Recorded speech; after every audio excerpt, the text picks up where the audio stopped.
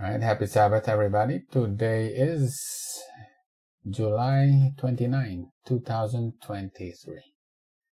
And we are trying to finish up Hebrews chapter 11. And there's one other patriarch or prophet that is mentioned by name in the book of Hebrews chapter 11. Before we were studying about the story of David, right? David had the faith that he could conquer his enemies because Jesus also is he will put all his enemies under his footstool, right? And we have the faith that Jesus will conquer his enemies and put them under his footstool, right? Okay, let's get to the... Ron, can you increase your volume? Oh, okay, all right. Let me see. All right. How about now? Your... Tanya. Okay. There, that's good. That's Is that good? Can you hear us? Okay. Yeah. Okay, very good. Thank you, Auntie Maria. Okay. Let's get to the slide. All right. Hebrews 11, verse 32. And we've been stuck in this this verse for several weeks because we were studying about Gideon, Barak, Samson, Jephthah, and David. Right? And what shall I more say? For the time would fail me to tell of Gideon, and of Barak, and of Samson, and of Jephthah, of David also, and Samuel, and of the prophets. Right? So now we finally get to Samuel. Right? Even Samuel essentially had been talking about these patriarchs who had to conquer all the enemies. And he included himself here. 1 Samuel 12, verse 10 and 11. And they cried unto the Lord and said, We have sinned, and because we have forsaken the Lord, and have served Baalim and Ashereth. But now deliver us out of the hand of our enemies, and we will serve thee. And the Lord sent Jerubbaal. Jerubbaal is Gideon, and Bedan, right? Bedan is the son of Dan, which is Samson, and Jephthah, and Samuel, and deliver you out of the hand of your enemies on every side, and ye dwelt safe. Okay, my question is, when did Samuel deliver Israel from the enemies? Right? Do you remember that story of the time when Israel was delivered from the enemies by Samuel? God used Samuel to deliver Israel from their enemies. Remember when Samuel had to kill the king? Which king was that? King Agag, right? He killed King Agag. Who was it that was supposed to kill all the Amalekites? Saul. But Saul didn't do it. And because of that, Samuel was the one that had to kill King Agag, right? But did Samuel actually deliver God's people from the Amalekites? No, I don't think that actually fits this story, because here it's talking about the faith of Samuel, and the fact that he is able to deliver Israel from the hands of Israel's enemies. Okay, so we have to go back to the story of Samuel. Remember, in those days, there was a lack of vision because Eli was not getting any child's own visions, right? And his sons were abusing their privileges. They were taking the offerings of the people and using it for themselves. They're robbing the people of the offerings, right? And because of that, God had to choose a little boy, Samuel, right? And God called Samuel, and Eli says, "Oh, Samuel, what was that vision that you saw from God?" And Eli had to tell Samuel, "Oh, you know what? You and your family will receive your punishment because you have been unfaithful." Right? Right. Remember, we know that story very well, right? And at that time, who was the nation that was at war with Israel? The Philistines? It's the Philistines, right? It was the Philistines. Right? Now Israel went out against the Philistines to battle, and pitched beside Ebenezer, and the Philistines pitched in Aphek. This expedition was undertaken by the Israelites without counsel from God, without the concurrence of high priest or prophet, right? Because the high priest at that time was Eli.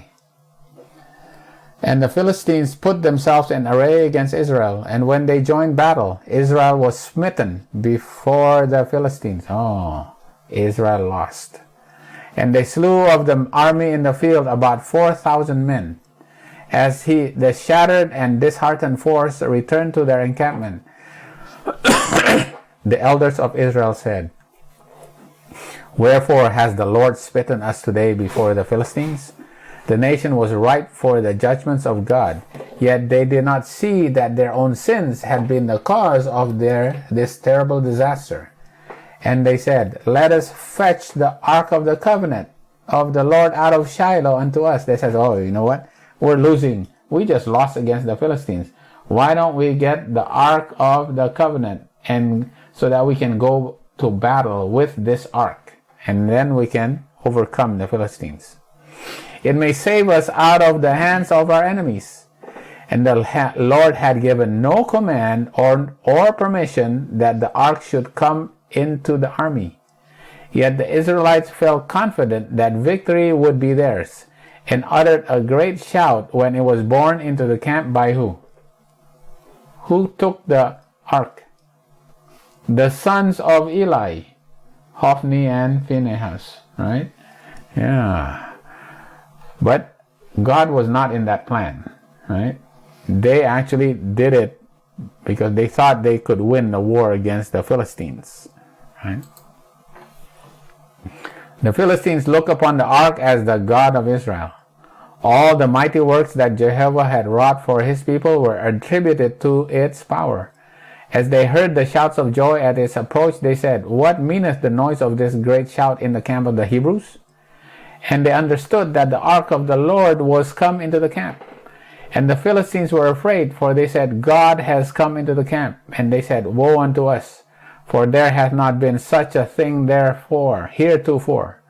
Woe unto us! Who shall deliver us out of the hand of these mighty gods? These are the gods that smote the Egyptians and all the plagues in the wilderness." Oh, they said, they know. The Philistines know about the Egyptians and the God of Israel that gave the Egyptians the plagues. "Be strong and quit yourselves like men, O ye Philistines, that ye be not servants unto the Hebrews, as they have been to you. Quit yourselves like men and fight." Right? The Philistines made a fierce assault, which resulted in the defeat of Israel. With great slaughter, 30,000 men lay dead upon the field. And the ark of God was taken, and the two sons of Eli having fallen while fighting to defend it. Thus again was left upon the page of history as testimony for all future ages, that the iniquity of God's professed people will not go unpunished. The greater the knowledge of God's will, the greater the sin of those who disregard it. Right? The Philistines removed the ark and triumphed to Ashdod, one of their 5 principal cities, and placed it in the house of their god Dagon. Right? That's Dagon there. Now the Philistines, they're a country that's on the Mediterranean, right? They're right next to the sea.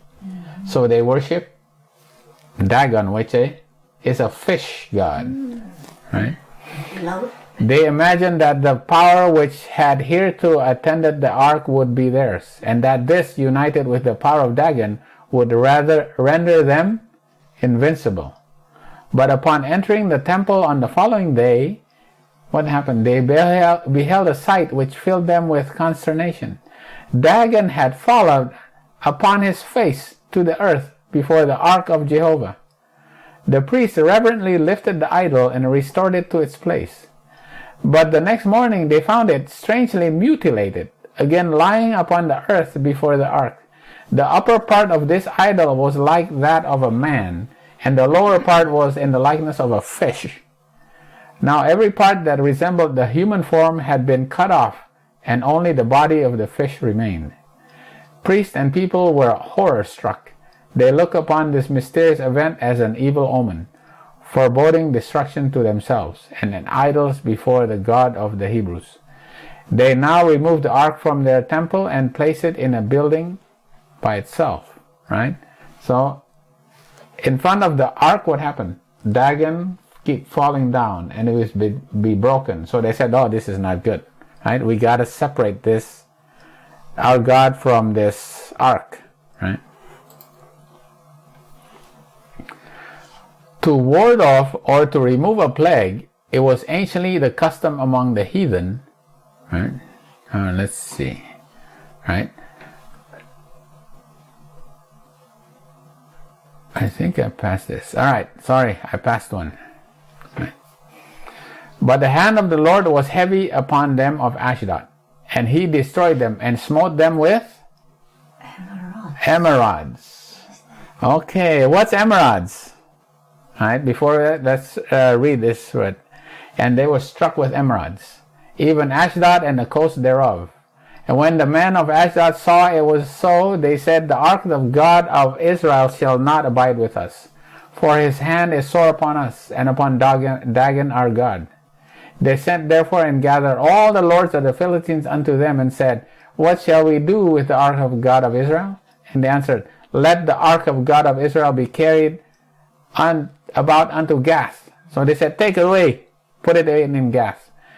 And they carried the ark of God of Israel about thither. And it was so that after they had carried about, the hand of the Lord was against the city with a very great destruction. So they were struck with emerods, and when they took it to Gath, that city was struck with destruction.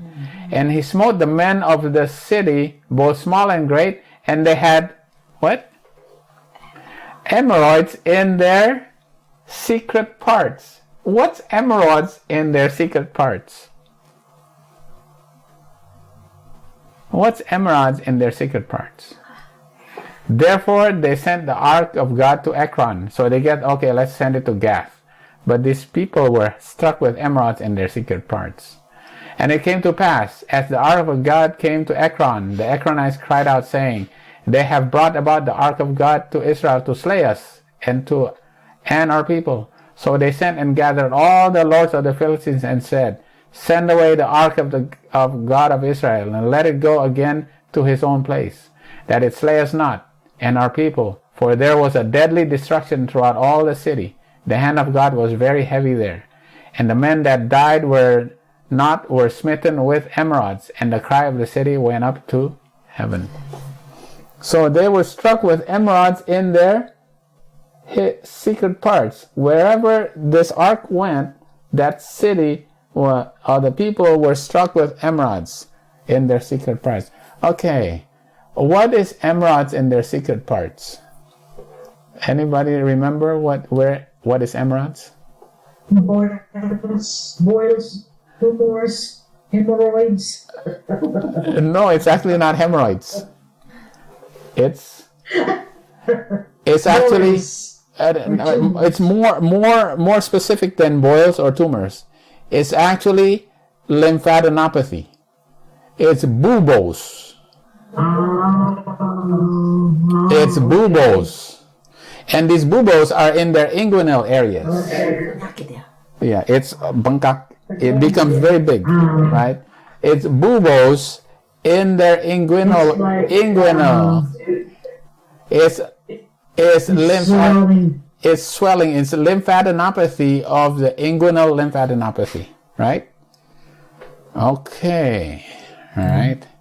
To ward off or remove a plague, it was anciently the custom among the heathen to make an image in gold, silver, or other material of that which caused the destruction, or the object or part of the body specially affected. They were set up on a pillar or in some conspicuous place, and was supposed to be an effectual protection against the evil thus represented. A similar practice still exists among some heathen peoples. When a person suffering from disease goes for cure to the temple of his idol, he carries with him a figure of the part affected, which he presents as an offering to his God. Right? So they made images of their buboes, in their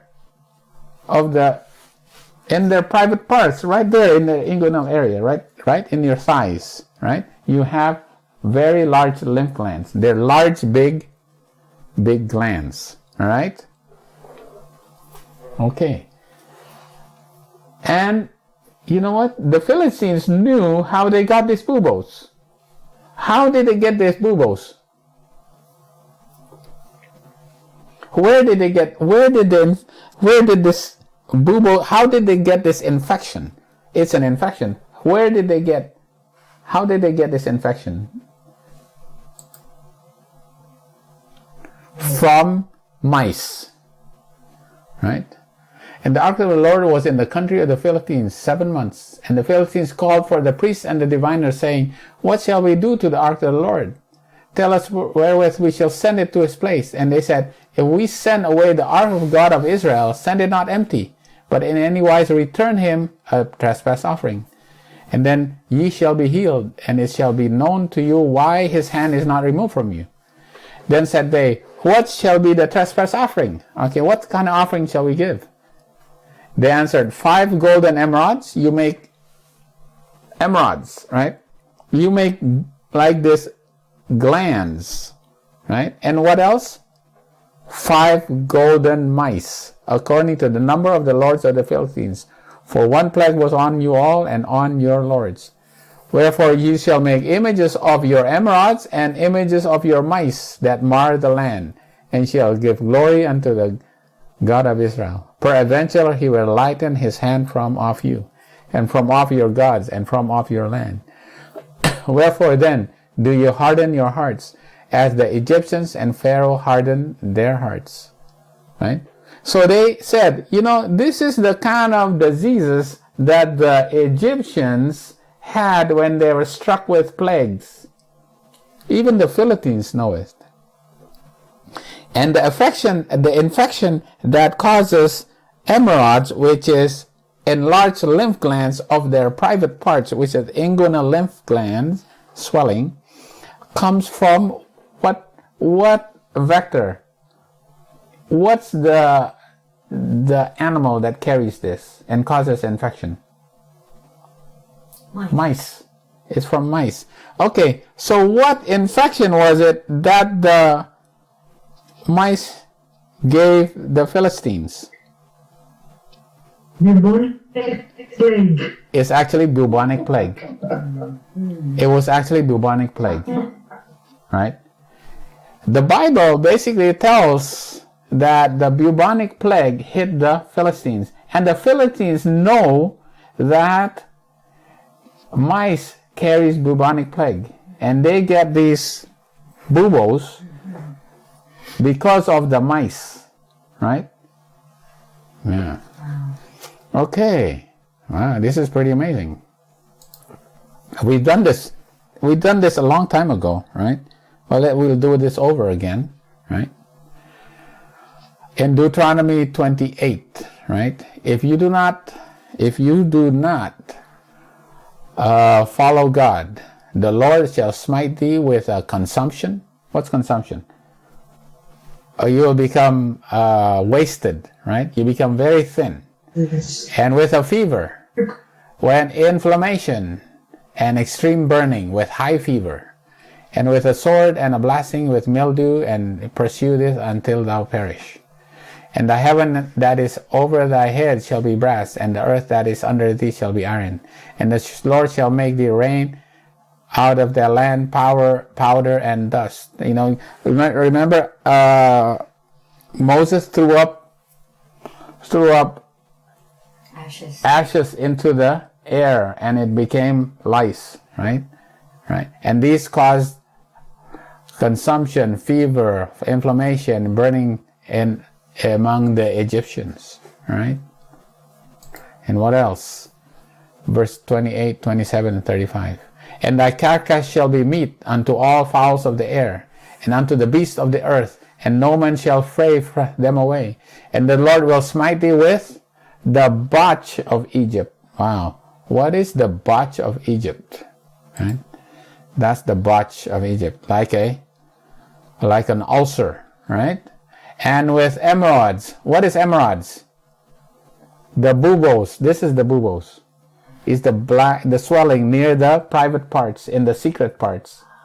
This is the buboes of bubonic plague. That's why bubonic plague is called bubonic plague, because it causes buboes. Buboes is the emerods in the private parts, right? That's what happens. You get these big, large lymph glands. It's on the leg, right? It's near the private parts, right there. It's right next to the private parts, right? And with a scab. No, it's right there. Well, it's a lot. It's high. He doesn't show it, but it goes all the way up into here, right? Yeah. And with the itch, right? Wherefore thou canst not be healed, right? It's the botch, right? These are the plagues that hit the Egyptians, right? Right.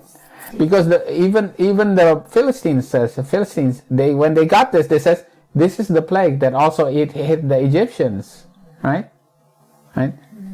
Okay, so they connected what happened to them with what happened to the Egyptians. Okay, let's see what the Egyptians got. When the Egyptians got, right, was the plagues, right? And what kind of plagues was that, right? And they said, the God of the Hebrews has met with us. This is Moses and Aaron as he went down to Egypt to meet with Pharaoh. He says, you need to let us go, right?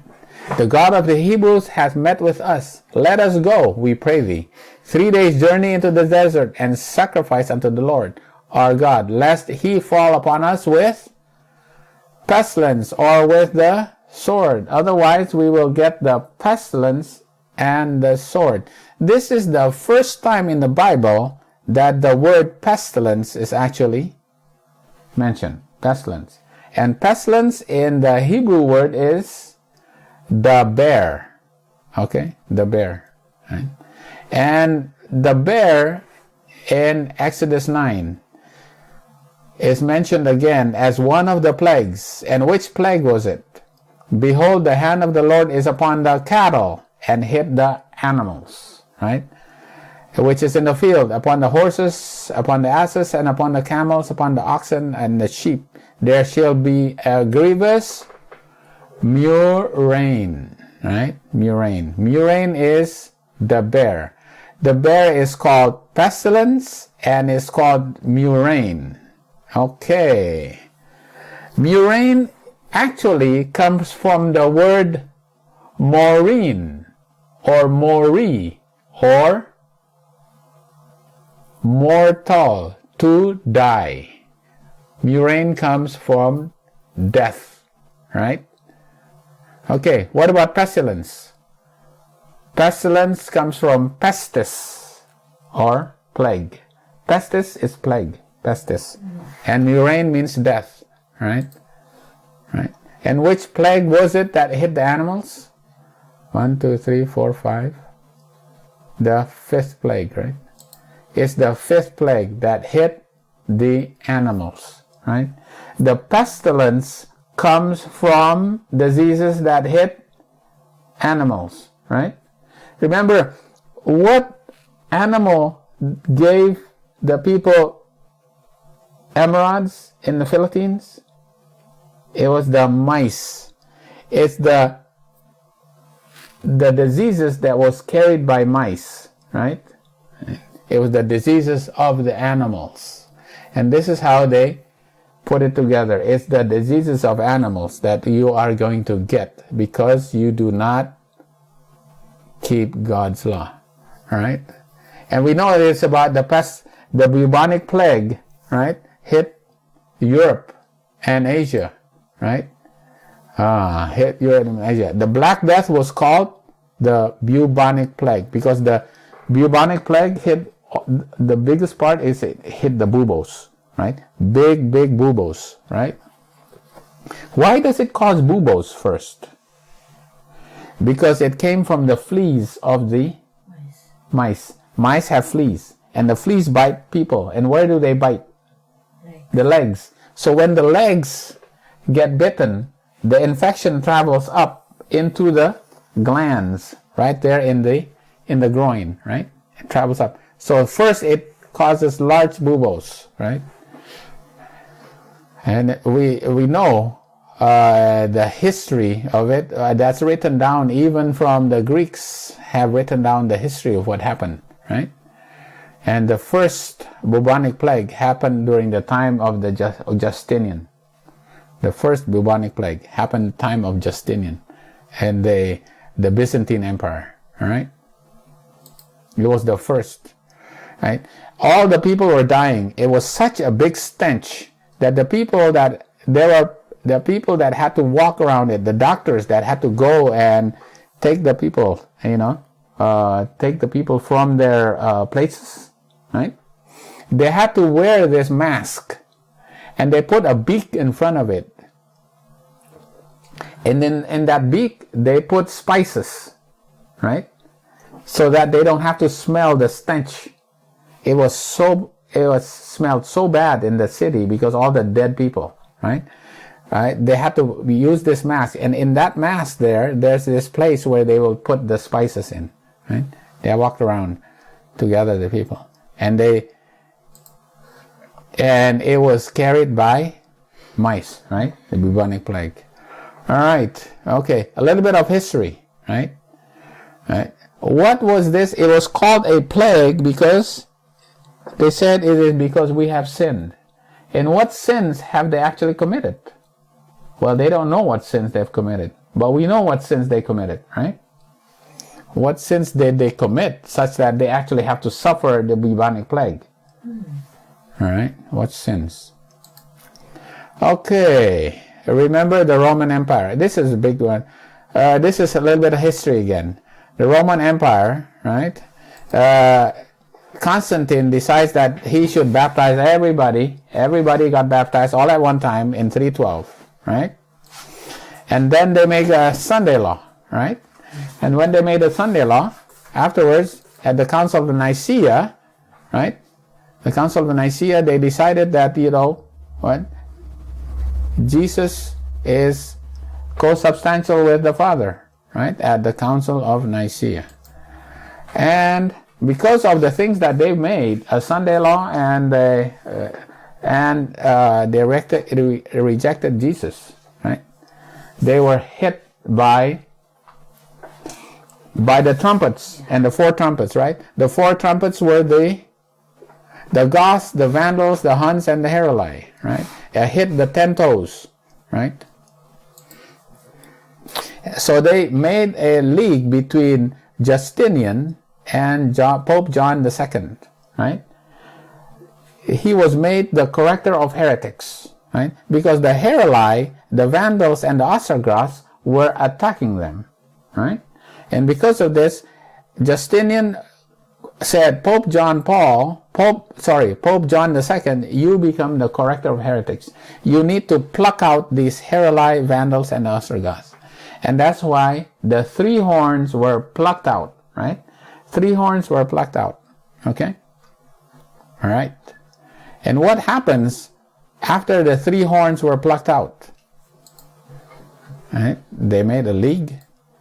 They made a Sunday law, right? In 538 at the Council of Orleans. This is something that we studied a long time ago. The Council of Orleans. They said, right, you are not to work on Sunday, right? At the Council of Orleans. This is the Sunday law, right? And then they made it even more stricter. Anybody who works on the Sabbath has to be put in jail. That's the Sunday law made by the Catholics here, right? By the Catholic Church in the Council of Orleans and the Council of Toledo. And because of that, associated with that, what happened? This is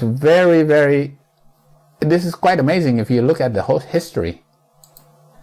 In 541, there was the first plague that hit in recorded history of the bubonic plague.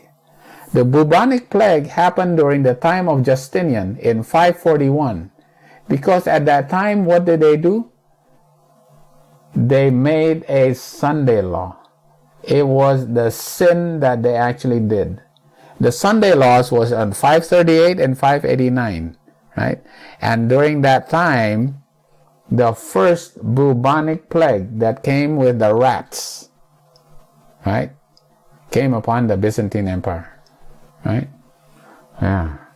So Ellen White, remember Ellen White said that if you want to know what happens during the time when the Sunday law comes, just remember the history of what happened when the papacy enacted the Sunday laws. You know, here is not the papacy that put the Sunday law. Who is this? This is a heathen king, was Constantine. Constantine was not a Catholic church, right? When he made the Sunday law in 321. What the papacy made a Sunday law in 538 and 589. And because of that, there was a pestilence, right? The bubonic plague started, right? And we know they were actually fighting also against the Sassanid Empire, right? And while they were fighting, the Muslims, which is the 5th trumpet, came as well, right? Against the papacy, against the Holy Roman Empire. Okay. In the meantime, God was using, right? God was using the Muslims, right? Why? It was a thorn on the sides of their Holy Roman Empire. Alright, I should have made this bigger. God's providence has held in check the forces that oppose the truth. Yeah, God wants to hold in check the forces that oppose the truth, the papacy. Right? Charles V was bent on crushing the Reformation. Right? The Reformation by obviously, you know, Martin Luther, Zwingli, you know, Jerome and Huss, right? Charles V was trying to crush that. But often as he raised his hand to strike, he had been forced to turn aside the blow. Again and again, the immediate destruction of all who dared to oppose themselves to Rome appeared inevitable. But at the critical moment, the armies of the Turks appeared at the eastern front, right? So as the papacy was trying to pluck out, you know, all the enemies of the papacy, right? They made an alliance with the emperor, and then they made a Sunday law, and because of that, you know, the Turks came, right, to check these forces, the forces that had come together between the papacy and the emperor and the government and the state, yeah, to make a Sunday law, right? That's why the Turks came, right? It was the fifth trumpet, right? The king of France, or even the Pope himself, jealous of the increasing greatness of the emperor, made war upon him, and thus, amid the strife and tumult of nations, the Reformation had been left to strengthen and extend. Right? Not only was it that the Turks and the Muslims that helped with the Reformation, right? We know, just knowing from history, right, that in the period of 1347 to 1350, the Black Death, a killer of a quarter of the population of Europe, over 25 million people, and another 25 million in Asia and Africa, all right? Mortality was even higher in cities such as in Florence, Venice, and Paris, where more than half succumbed to the plague. A second major epidemic occurred in 1361, the Pestis Segunda, which 10 to 20% of Europe's population died, right? Around the time of the Sunday laws that were given, the Muslims attacked. And then what also happened? There's the pestilence that came from animals, right? That came, right? So we know, if we know this history, we will know what is going to happen again, right? During the time of what's the Sunday law is going to be repeated, okay? It's going to be from the animals. And what happened when they knew that the ships had come in and the people were getting sick, right? They had to isolate the ships and the people, right? They have to isolate them for 40 days, right? For 40 days. In Italian, 40 days is 40 giorni. 40 giorni. They have to isolate 40 giorni. From 40 giorni comes the word we call quarantine, right? Quarantine comes from the word being to isolate for 40 days. Quarantine, okay? Anyway, this is why we get all these words, right? Pestilence, murrain, right? Death and pestilence, right? Pestilence comes from the word pestis, right? Okay, did people in those days, during the Dark Ages, did they know where bubonic plague came from? Did they know that it was from rats? No, they did not know. Mm-hmm. They had no idea that infection that affected their buboes comes from rats. Why? No intellectual knowledge. Because they burned the Bible. Oh.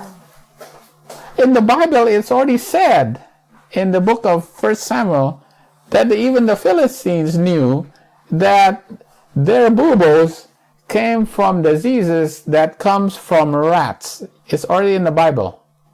But the people who burned the Bible, right, did not know where buboes came. And, can you imagine that half of the people in Florence, Venice, and Paris died because of the plague, right? Who eventually figured out that it came from an infection? In 1894, can you imagine that? In 500 years later, they figured out that it actually came from an infection. His name was Alexander Yersin, right?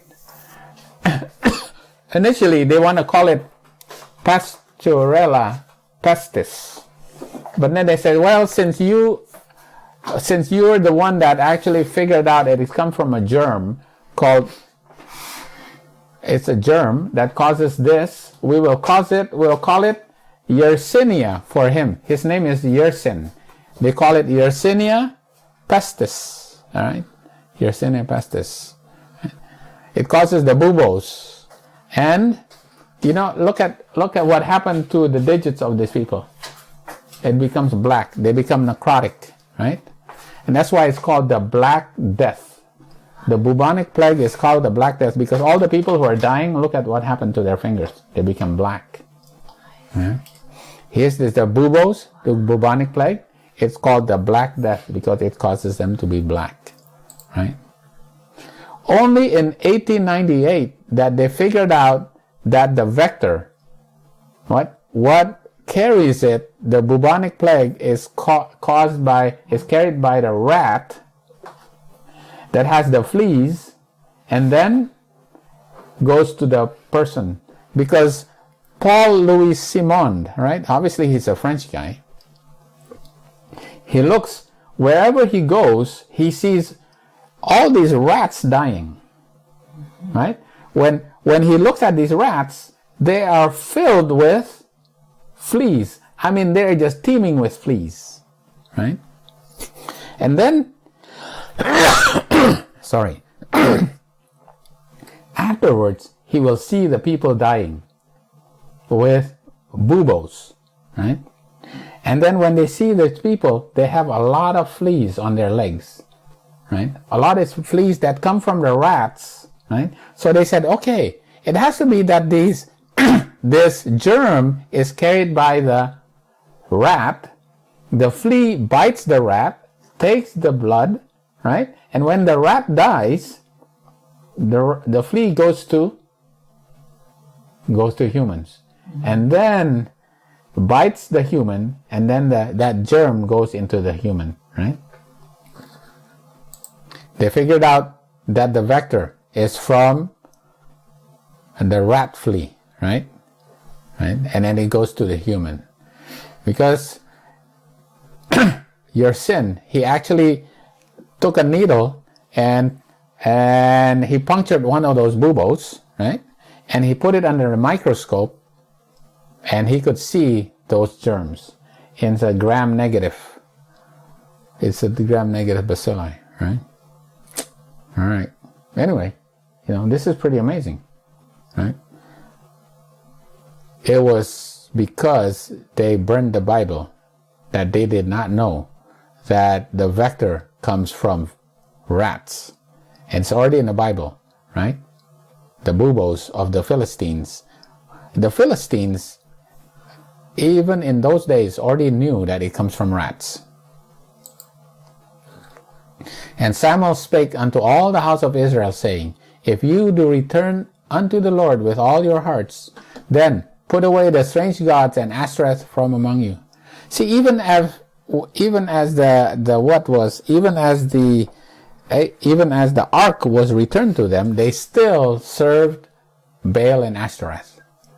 And prepare your hearts unto the Lord, and serve him only, and he will deliver you out of the hand of the Philistines. Then the children of Israel did put away Baalim and Ashtoreth, and served the Lord only.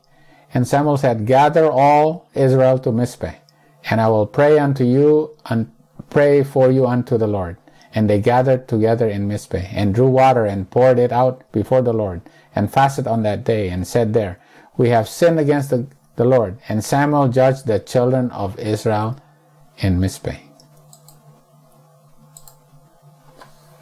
Then Samuel took a stone, and set it between Mizpeh and Shen, and called the name of it Ebenezer. Oh, Ebenezer. We just sang a song with Ebenezer, saying, Hitherto hath the Lord helped us.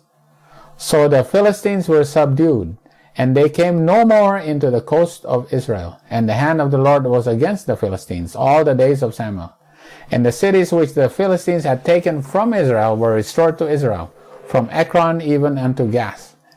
Remember, Ekron and Gath was the place where where the ark was taken, and everybody in Ekron and Gath got buboes. And the coast thereof did Israel deliver out of the hands of the Philistines.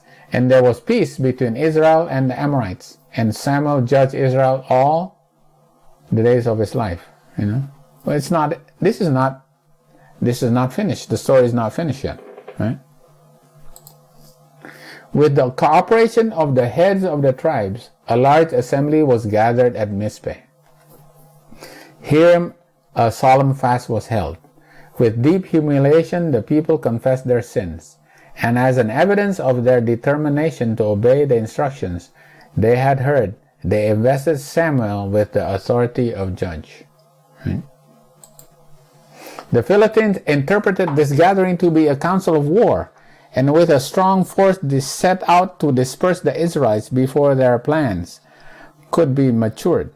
The tidings of their approach caused great terror in Israel. Oh, they said, oh, these Israelites are gathering together. Why don't we attack them? The Philistines said, we're going to attack them. The people entreated Samuel, cease not to cry unto the Lord our God for us, that he will save us out of the hand of the Philistines.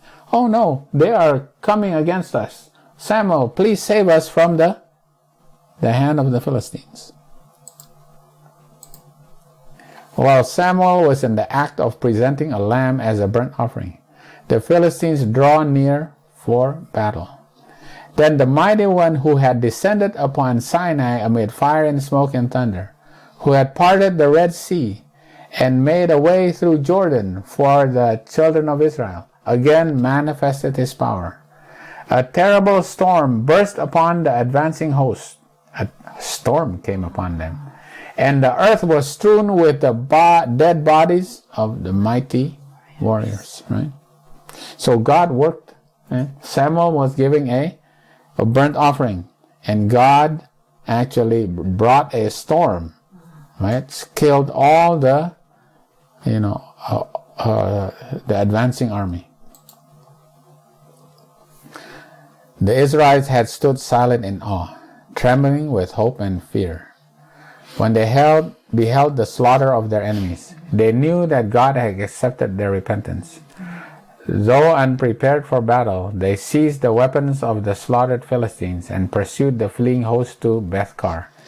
The signal victory was gained upon the very field where, 20 years before, Israel had been smitten before the Philistines. 20 years before, Israel was taken by the Philistines, and the Philistines took the ark of God, right? And the sons of Eli were killed at that time, right? 20 years later, it's now God that, slew all the Philistines. Israel had been smitten before the Philistines, the priests slain, and the ark of God was taken. For nations as well as for individuals, the path of obedience to God is the path of safety and happiness, while that of transgression leads only to disaster and defeat. The Philistines were now so completely subdued that they surrendered the strongholds which had been taken from Israel and refrained from acts of hostility for many years. Other nations followed this example, and Israel enjoyed peace until the close of Samuel's sole administration, until the time of Saul, right? So, that's why it is said Samuel is put there as a part of the patriarchs and prophets, right, that had faith that God will deliver Israel from their enemies. As long as what? What is the condition of them being delivered? That they have to only worship God and stop worshiping Baal and Ashtoreth and Tammuz, right? Baal, Ashtoreth, and Tammuz, right? They have to stop worshiping other gods. That's the condition of obedience to God, so that God will send a deliverer, right? Starting with Gideon, right? And Samson, and Jephthah, and David, and Samuel now. All these had the faith, right? That God was going to deliver them from their enemies as long as they obeyed God, all right? And that is a more sure word of prophecy, right? All right.